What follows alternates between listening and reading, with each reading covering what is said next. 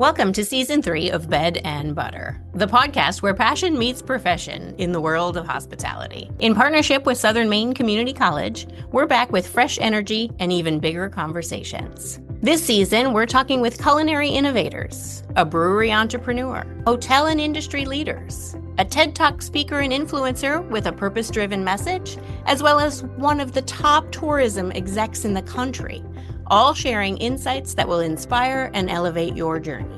So whether you're just starting out or aiming for the top, Bed and Butter is your go-to guide. Let's dive in. It's an honor meeting and chatting with our next guest. Tiffany Yu is the CEO and founder of Diversability, a 3-time TEDx speaker and the author of Anti-Ableist Manifesto. She began her career at Goldman Sachs and was named to the 2025 Forbes Accessibility 100 list. At just 9 years old, Tiffany became disabled following a car accident that also took the life of her father. You'll be mesmerized by how this life-changing event shaped her journey into a successful and deeply meaningful career. So sit back, relax, and get inspired. Hi, Tiffany. Thanks so much for joining us. Thank you for having me. Well, I was online, I was Googling young, professional, inspiring, and successful, and your name came up. I am very excited. I appreciate Google. Thank you, Google, for calling me all those words. I don't know if I'd call myself young, but I guess it's subjective. It's relative in this conversation with you and I. So bar is pretty low, though. Well, thank you again for being with us. And, I've got a number of questions that we've talked about, and I'd love to, if you don't mind, starting off with one to kind of set the stage for your life, your career. And it goes back to 9 years old. If you wouldn't mind sharing that, because to me, that set everything up. Yeah, I call this my disability origin story. So if you are new to me, I am very passionate about making the world a little bit more disability inclusive and accessible for all of us. And my passion for this space comes based off of my own lived experience. When I was 9 years old on a car ride home with my dad and a couple of my siblings, he unfortunately lost control of the car. We ended up getting into a single vehicle car accident. I acquired a handful of injuries and disabilities, including permanently paralyzing one of my arms, which is known as a brachial plexus injury. I broke a couple bones in one of my legs that would leave me as a temporary wheelchair user for about 4 months as those bones healed. And much later, I was diagnosed with PTSD, post-traumatic stress disorder, which is a type of neurodivergence or mental health disability. And on top of all of that, my dad also passed away. So to me, it feels like more than just a disability story. It is what I call compounded grief, the loss of a loved one, like many of us understand grief to be. It is loss of how my body worked in one way and then didn't in another. I call that disability grief. Some others may call it body grief as our bodies change. And then it's also grief that I don't think we talk about it in this way, but it's the loss of childhood innocence, how many of us understand childhood trauma, or in more clinical terms, adverse childhood experiences. And so I think that trifecta of grief, I think to me, kind of makes this like a grief origin story in a way. And so much of the work that I do now, not only is my why 9-year-old Tiffany, but it is kind of grieving out loud in a way to acknowledge the insurmountable loss that she experienced and how can we honor her along the way. Wow, that's incredible. And the fact that you've turned yourself to accomplish so much regarding that. And I think, I have listened to your TikTok. Yes, an old timer like me does do TikTok. And I've listened to your podcast and TED Talk. And that was a wow to me. It's like, tell me about that. How did you happen to get on? The TED Talks, it takes a lot to get on there. Interestingly enough, in 2013, I grabbed coffee with someone and I said, one of these years, I want to give a TED Talk because I had been so inspired by the ideas that were shared. I've watched many of them, probably like you and many of your listeners. In 2013, I said, one day I want to give a TED Talk. I don't know what it's going to be about yet, but I just want to put it out into the universe. And I will say, over the next couple of years, I applied. So interestingly enough, for TEDx, there are licenses that you can get for all different cities and regions around the world. I was applying. And one misconception I guess I want to share is people think that an opportunity to give a TED Talk is handed to them. But a lot of times, it really just takes applying. And probably similar to a job, maybe you just need to get one. 2018 was my opportunity, and it just so happened that my first TEDx talk was for my hometown, Bethesda, Maryland. And I remember not only when I gave that talk, but when the video came out, I felt embarrassed by it. I didn't think that I gave it my all. And since then, I've actually done 3 additional TED-related talks. So multiple lessons learned there, but the first is, if you are someone who aspires to want to give a TED talk or a TEDx talk, look for the different TEDx licenses in your local region and follow them, follow their newsletters or their websites. And many of them, yes, some will select what speakers they want to have, but most of them will leave a couple of spots for speakers that they receive through application. So coming back to it, the idea behind TED is an idea worth spreading. So think about what's the idea that you want to spread. My first TEDx talk was called The Power of Exclusion. It was talking about how exclusion kind of became the fuel for my fire of why I just believe so deeply in the power of community. And then my second one was called The Truths of Being a Pioneer, and how lonely and isolating that experience can be when, similar to those words that you Googled, you feel like you're the only one, kind of screaming out into the void, so to speak. And then my third one was called The Problem with Positivity. And it was this idea that we have become obsessed in some ways with positivity and optimism culture. When we don't make space for the wide range of emotions that many of us as humans will experience, can we make space for the softer, more tender parts? And then the last one was actually on the TED level. This was as part of a series they had called The Way We Work. And that one was really around disability employment and 3 ways to better support disabled employees. Well, even though you didn't think you did well on the first one, I'm impressed already. So that's yeah, and it's interesting because that first one has been how a lot of people find me. And I can still remember the day that it came out and I felt embarrassed. Many lessons learned, but the second lesson is you may have more opportunities to share different parts of your story. This isn't your only story. But I guess the final lesson I learned was really around how you just don't know who is going to resonate with your story. And can I share one win that I did not anticipate would happen? A pediatric hand surgeon saw that TED Talk, this first one called The Power of Exclusion. And this pediatric hand surgeon, he actually works with kids who have my injury, who have paralyzed arms. And after seeing that talk, he ended up deciding to add a mental health professional to the rehabilitation team. So for people who have my injury, we have what I call like the alphabet soup of doctor's appointments. You have the hand surgeon, you've got the shoulder, you've got the neurosurgeon, you have physical therapists, occupational therapists, just so many different care providers. But no one had thought about the mental health aspect of all these doctor's appointments or surgeries when you're a kid or having an arm that works differently when you feel like you're the only one. And so that was kind of like an unintended impact in some ways of that talk, because I did talk a lot about the mental health aspect of growing up in a body that was different from my peers. When I had delivered that talk, for me, it was really just about the power of community. But someone watched that talk who works so intimately with people who have bodies like mine and decided to make change in his own sphere of influence to say, we need to acknowledge the mental health and emotional component of this on kids. So that felt like something I could have never imagined about this talk I felt so embarrassed about. Well, I think I probably shared with the company I work for. Our goal is to positively impact lives. And, you didn't know that going into that you were going to positively impact. Now you think about the number of people with the same body are going to now be able to have that mental health and maybe help them through the PTSD or whatever kinds of things they may have that shape them. So that's really neat. That's a real win for you. And you feel really proud of yourself, I would think. Yeah. And I feel like part of it is I come back to that moment of feeling embarrassed and I remind myself, now that talk is 7 years old, I remind myself that the message is larger than my feelings around it. And I want to acknowledge, let's make space for all the feelings. But I do think about how many times we dim our shine or we quiet our voice because we don't think that it matters. But if we think about being part of a broader movement or the ability to be able to impact people like your company does, then I think that will help motivate us beyond just that immediacy of feeling embarrassment or whatever the emotion is at the time. Wow. That's amazing. You talked about your life, and can we kind of peek into what drove you or why are you so driven? I mean, you've got a lot of things. It's not just your podcasts or your TEDx, or there's lots of things that you've done. What's driven you? Was it that accident? Was it something along the way, or was it just a combination of all?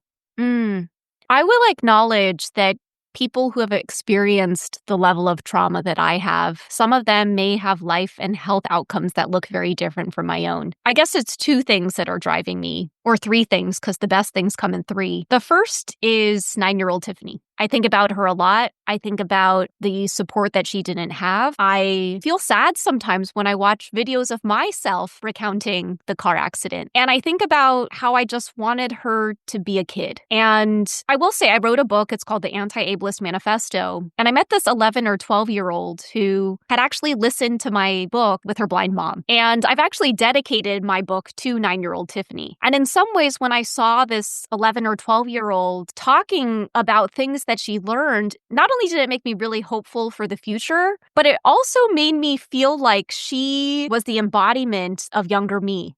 She was like the future younger me happening in front of my eyes right now. And so that's the first motivating factor. I think the second is the community, the disability community that I've really gotten to know over the last 15 years. And I just think we are a generative force who shows up for each other. We have mastered life hacking because we're existing in worlds that weren't built for our bodies and our minds. And I see us moving and shaking to try to make things better. And again, I think because I know all of them and have gotten to know all of them, and probably there's still many other disability advocates I hope to get the opportunity to know. And then the third kind of ties to 9-year-old Tiffany, but I think about my dad. And my dad actually passed away the day after his 49th birthday. And I think about the memories I have of him. He loved bikes. He loved just being outside. And we grew up in the Washington, D.C. area, very hot, humid summers. We were still outside. We were still biking. But he was also just very unapologetic in who he was. And I have memories of him where I feel embarrassed by things he did. He was the type of person, we were avid garage sale people. And one time we saw one of our neighbors moving and they had put, a bunch of belongings that they could no longer bring with them in their move to the next place. So they were just on the curb, essentially for the trash people to pick them up. And my dad pulled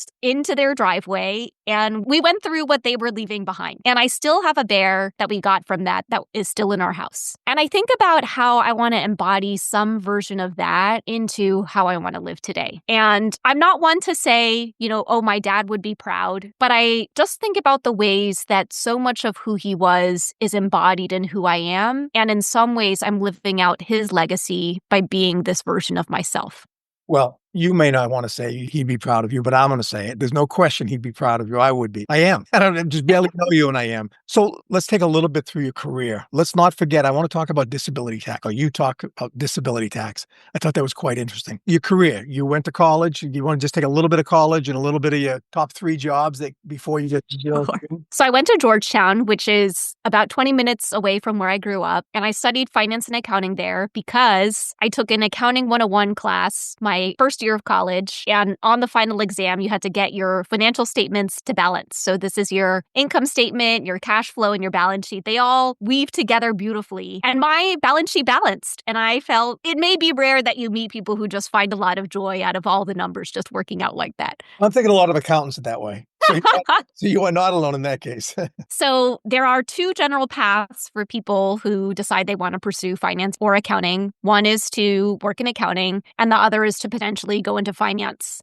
And so at that particular point in time, I was actually undecided. I think I had done internships at places like Deloitte and Merrill Lynch, RIP, UBS. And then I got an internship at Goldman Sachs. And I was working in investment banking in their healthcare group. Now, while I was at Goldman, I got really involved with the Georgetown recruiting team. And part of it was I didn't see a lot of Asian women or disabled people in investment banking. And I think a lot about possibility in my work. Like, we want to showcase the possibility of who you can become. And I did so many informational interviews with disabled students who literally never thought that a career in financial services could be for them because they had never seen anyone who had a physical disability in investment banking at the time. This is a little over 10 years ago. So I loved having those conversations. And I will say that if I had to pull a really late night doing investment banking things, I would schedule an informational interview somewhere early in that evening. And it would actually motivate me because you're talking to these students about why you decided to do investment banking. It would motivate me to then go back to my work and finish it, even if it was going to be really long hours. So I share that because during my final year at Goldman, I actually moved to their investment banking campus recruiting team. So now I got to be on the recruiting side, and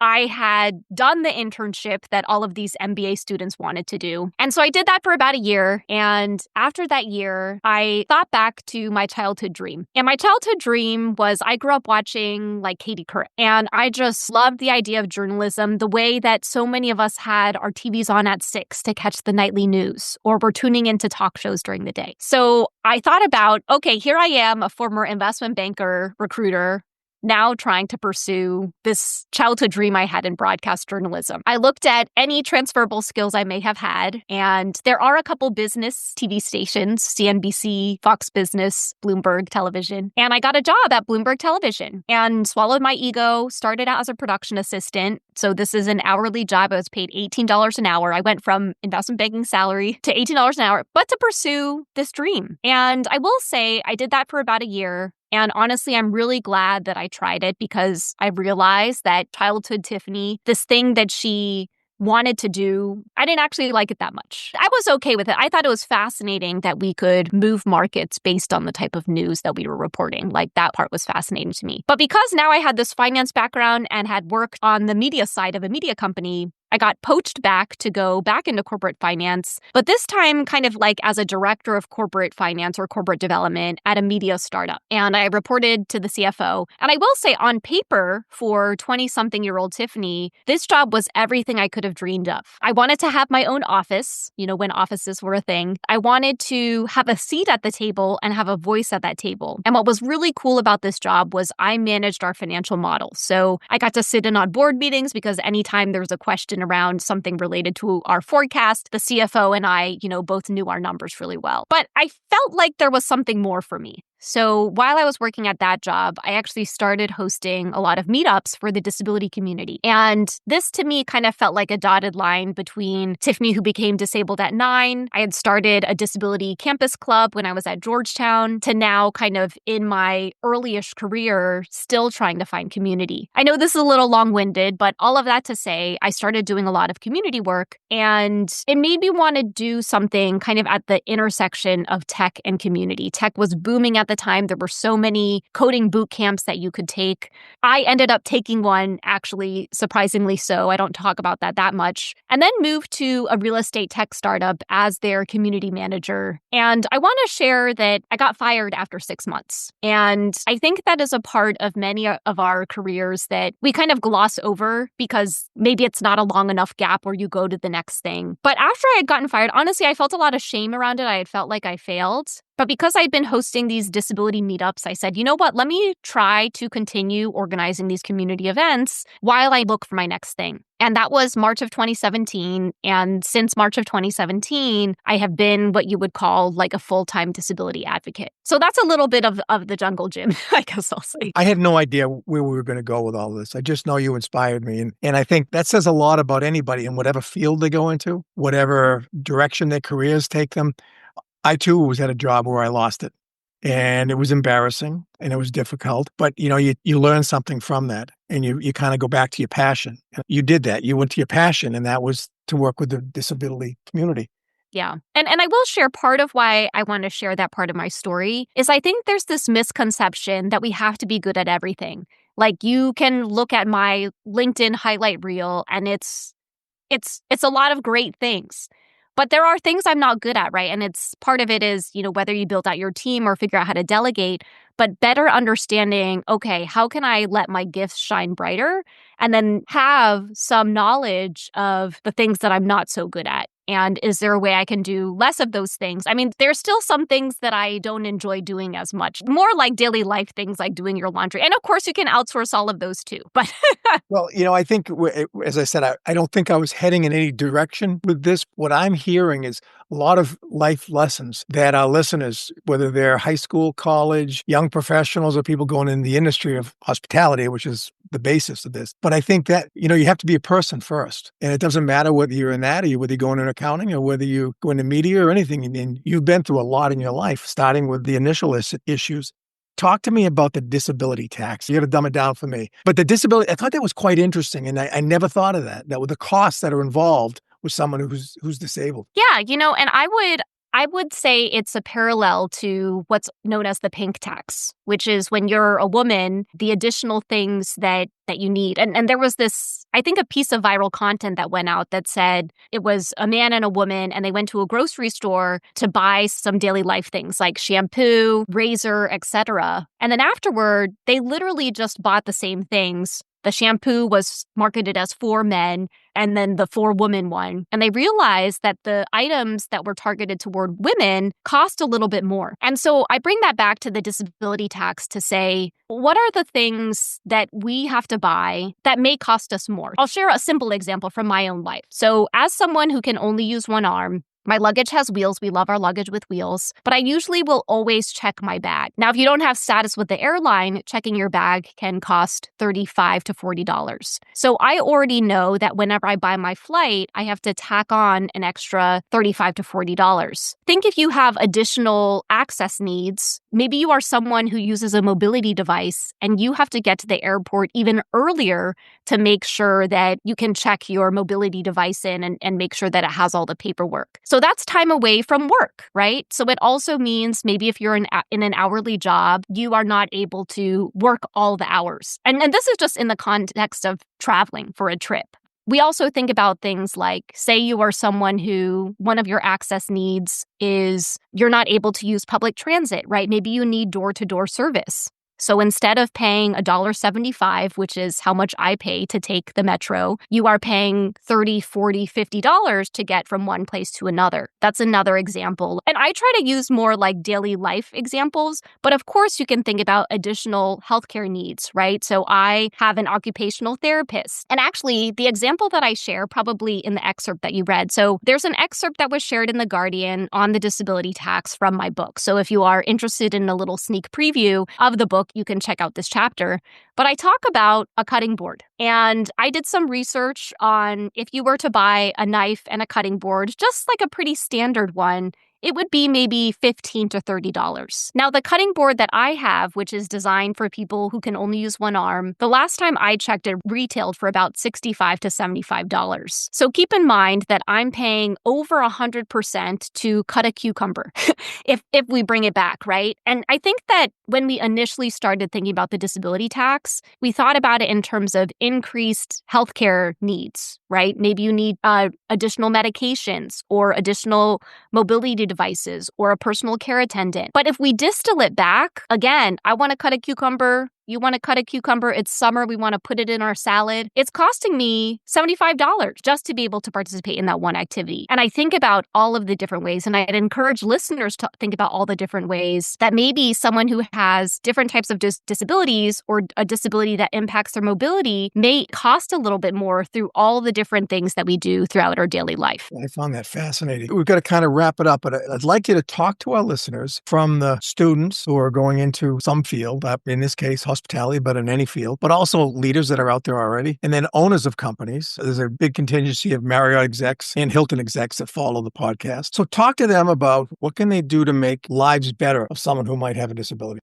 I think a lot about what I call access friction. And access friction is I go into a space with my particular type of disability and I have to ask for permission to show up. So even in the context of hospitality, if I am going to a restaurant and I love steak, but one thing I do have to think about is the staff going to be open if I let them know that my access need is that I need the steak cut? Or do I have a friend with me, right? This is even thinking about the disability tax too, where it's like, okay, if the staff is not aware, how do I make sure I have someone with me to support me in eating the steak, right? I want to bring it back to just like simple daily tasks. All of that said, I guess I think about two things for your listeners. One is, and one thing I'm super passionate about, and I do mention this in the article about lowering the disability tax, like one way to alleviate it is by trying to incorporate accessibility into as much as we can. And even if we can't incorporate accessibility, and accessibility essentially is, have we designed this space or experience for people who have all different types of disabilities to engage in this space? If we haven't been able to think of everything because there's so many different types of disabilities, do we have a level of care, compassion, and grace to be able to co-create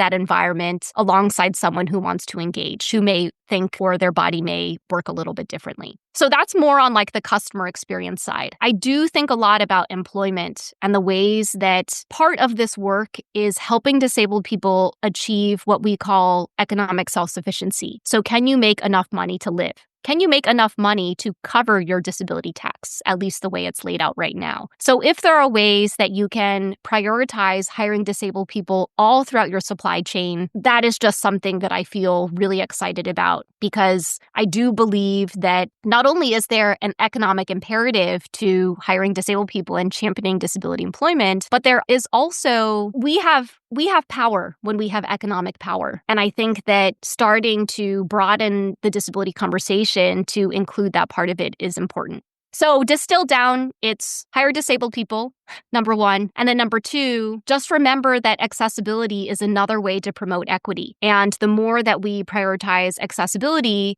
the more we are able to bring in customers who have all different types of experiences into our spaces. We're going to tie this circle back to when you were an accountant and when you're, the finance person. One of the things in your talking points was increasing the disability inclusion in a workplace significantly improves both company profit and culture. So one, it's the right thing to do, and it's going to make this world a little better place, but it could be more profitable too. So it hits both ends.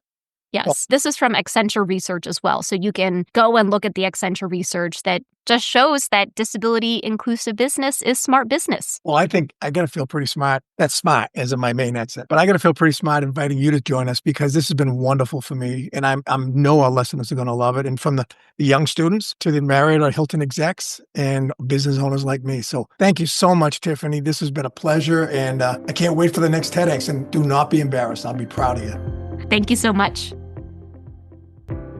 Thank you for joining us for another episode of Bed and Butter, the hospitality podcast produced in partnership with Southern Maine Community College. Subscribe to the podcast to ensure that you don't miss any episodes, and while you're at it, share it with someone who might benefit from these insights.